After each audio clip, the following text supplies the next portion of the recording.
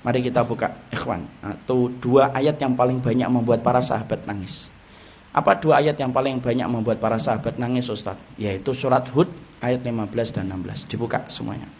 Abdullah bin Mubarak, seorang ulama, itu berkata, aku ini perhatikan para sahabat kalau membaca Quran. Jadi kalau para sahabat itu membaca Quran, maka kemudian Abdullah bin Mubarak itu memperhatikan, ini kalau para sahabat membaca Quran itu, apa surat yang paling banyak membuat mereka sedih dan banyak air mata mereka yang jatuh. Dilihatin sama Abdullah bin Mubarak, oh ternyata air matanya para sahabat itu paling banyak jatuh kalau mereka membaca surat Hud. Dan di antara ayat-ayat di dalam surat Hud itu, apa yang paling banyak membuat air matanya para sahabat itu jatuh itu yang apa?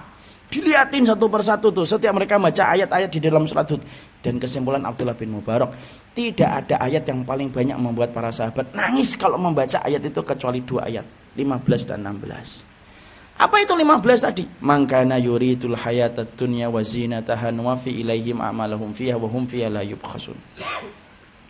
Orang yang kemudian menginginkan dalam kehidupan dunia itu dunia, kami akan berikan dunia kepadanya dan tidak dikurangi. Orang akhi, sholat niatnya untuk proyek, dikasih proyek sama Allah, nggak dikurangi sama Allah. Ustaz, ada kok teman saya itu, dia itu sedekah untuk bisnisnya berhasil. Ya memang dikasih sama Allah, bisnisnya itu berhasil. Kenapa? Allah memperlakukan kita sesuai dengan niat yang kita tanam. La yubkhasun, tidak dikurangi oleh Allah. Ada orang kemudian sholat tahajud supaya kemudian tokonya laku. Ya tokonya laku, dikasih sama Allah. Dan Allah mengatakan apa? Nuwafi ilaihim a'malahum fiha wa hum fiha la yubkhasun. Allah menyampaikan, kami kasih sesuai dengan apa yang mereka inginkan dari dunia itu, dan kami tidak mengurangi sesuai dengan apa yang mereka usahakan. Itu kata Allah. Cuma ayat ini tidak berdiri sendiri, ikhwan. Ayat ini disambung dengan ayat yang ke-16. 16-nya apa? Ulaika alladziina laisa lahum fil akhirati ilan nar wa habita ma sana'u fiha wa batilum ma kanu ya'malun. Orang-orang yang semacam itu sudah dikasih balasannya dan ganjarannya di dunia, di akhiratnya enggak mendapatkan apapun kecuali neraka. Sia-sia apa yang mereka lakukan, batil atas apa yang mereka usahakan. Jadi kalau ada orang kemudian sholatnya untuk mendapatkan kesuksesan dalam bisnis, bisa jadi nanti ketika di pengadilannya Allah, timbangan ditegakkan, pengadilan Allah sudah mulai dijalankan, maka dia kaget, loh kok sholat saya tidak ada yang cantel itu di dalam timbangan saya ya Allah, loh sholat saya kemana? Allah jawab, nah sholat kamu kan untuk proyek, dan aku sudah jadikan proyek kamu berhasil kan? Saya dakwah tiap hari, kok nggak ada ini, kok nggak ada nih, tiap hari saya dakwah kok malah nggak ada di dalam timbangan ini. Allah menyampaikan, lu kan niat pertama kamu untuk dakwah itu kan untuk cari kekayaan. Sudah aku kayakan kan dirimu dengan apa yang kamu kemudian terima. Ada orang nanya, loh saya sholat duha tiap hari, kok sholat duhanya nggak ada di dalam mizan kebaikan saya ya Allah? Allah jawab, loh sholat duhamu itu kan supaya kemudian ketika kamu lagi merintis bisnis, bisnismu sukses. Lu kan sudah aku jadikan bisnis kamu sukses di dunia. Emang kamu lupa kamu ini sukses dalam bisnisnya ketika di dunia? Dan akhirnya apa?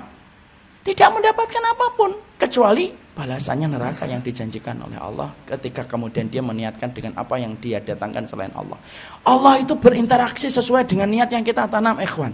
Kalau saya dakwahnya niat pertama saya adalah untuk kemudian kekayaan, ya dikasih kekayaan sama Allah.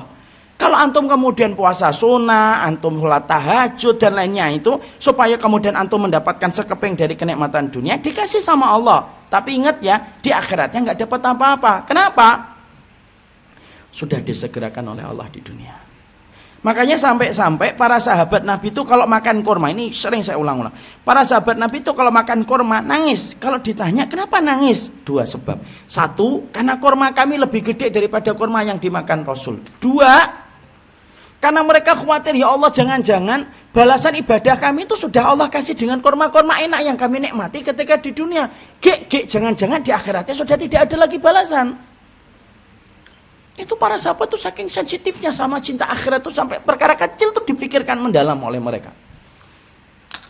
Dan saya ingatkan ikhwan, kalaupun antum meniatkan ibadah ini untuk akhirat, pasti dapat kok dunia itu. Kenapa gitu Ustaz?